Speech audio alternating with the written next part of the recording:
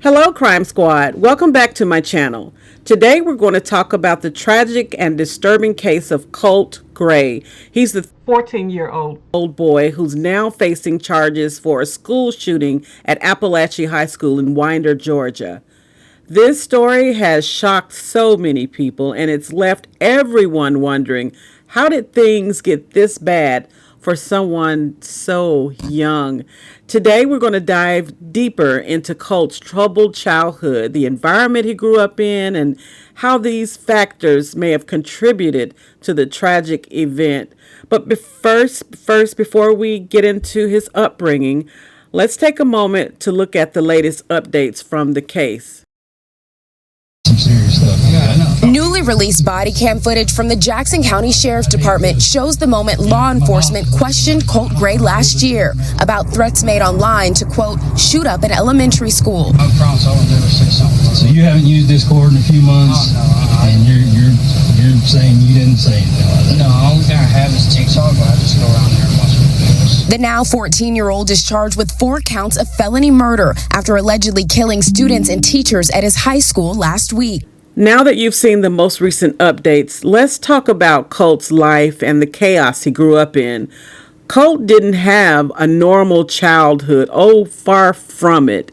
He was raised in a home filled with neglect, anger, and a lot of emotional trauma. His mother, Marcee Gray, was a long-term criminal.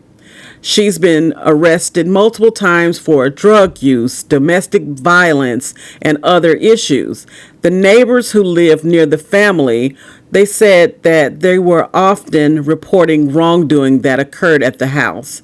Imagine being a kid in that kind of environment, what that does to a child's mind and behavior. Now, one of the neighbors, Lauren Vickers, shared some heartbreaking stories about Colt's home life. She said that there were many nights when Colt and his younger sister were locked out of their own home, banging on the door and crying for their mother to let them inside. Can you imagine that? Now, these were young kids left outside alone with no place to go. Oh my gosh. How would you feel if you saw children in your neighborhood locked out of their own home, asking their parents to let them come in? I mean, it's hard to believe this happened in real life and is not some movie, you know? Colt's mother, Marcee, had many issues.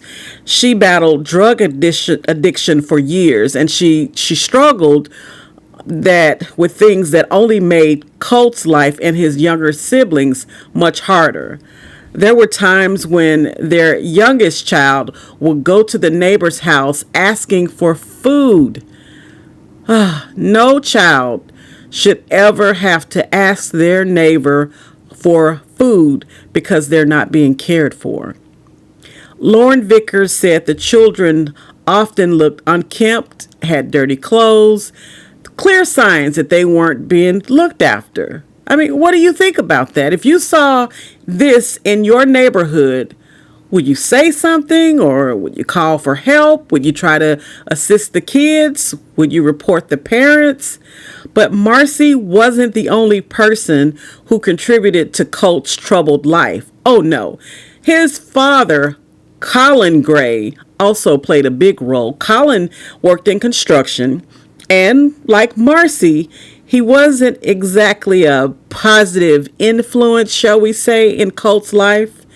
Neighbors often heard him yelling and screaming at Marcee and the kids, and according to Colt's grandfather, Charles Pulhamus, Colin was verbally abusive, always shouting at his family, you know.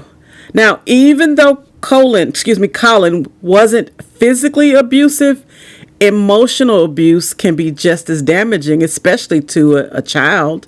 Think about it. Growing up in a household where your dad is constantly yelling at you, where there's never any peace and stability, your mother's doing drugs, allegedly, how do you think this impacts a child over time? Now, let's talk about the major turning point in this story.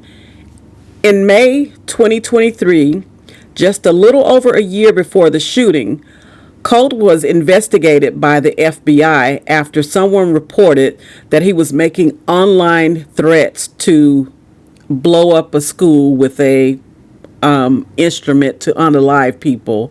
I'm on YouTube, so that's the term I'm using. Well, yes, you heard it right. There were already warning signs that something was wrong. Colt denied making the threats, and the authorities, they didn't have enough evidence to charge him at the time. But here's the part that's hard to understand. Despite all of this, despite the fact that Colt had been investigated for making threats, his father still bought him an AR-15 style rifle for Christmas last year at this point. Can you believe that? Oh my gosh, it's shocking that after everything, his dad, Colin Gray, would buy his son a weapon, especially one like an AR-15, which is similar to the weapons used in many mass unaliving events. The police had even told Colin to keep his weapon locked up, but clearly that didn't happen. You know, what do you think? Should parents be held responsible if their kids commit violent acts with weapons that they purchase?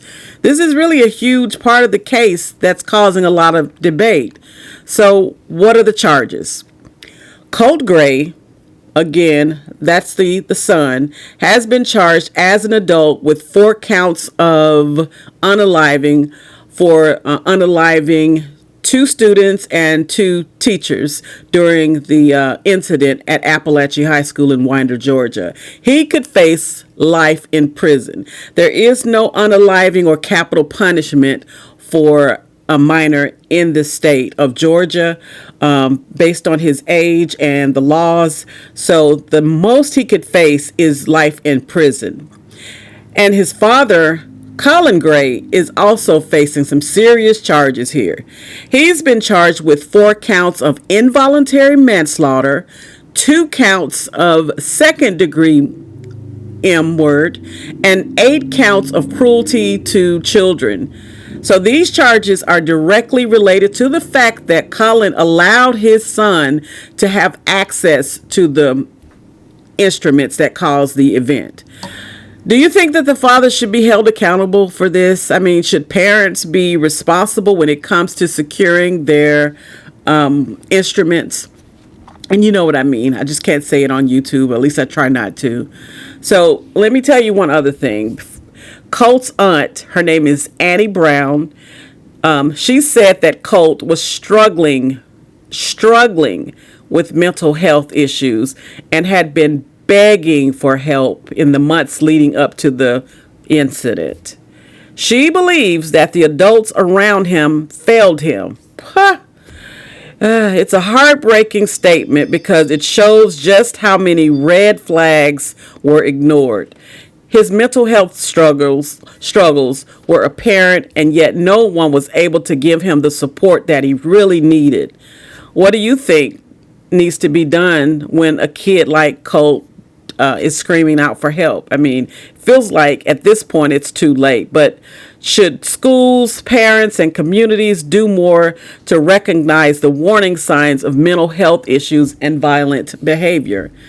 And it's also important to mention that Child Protective Services had been involved with the Gray family before.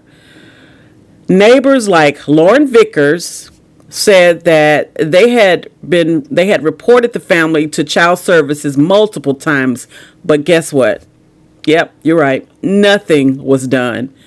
I mean, how many times do we hear stories like this where kids are clearly in trouble, but the system doesn't intervene until it's too late, until you hear stories like this happening? Shouldn't Child Services have done more to protect Colt and his siblings from the abusive and neglectful environment they were living in?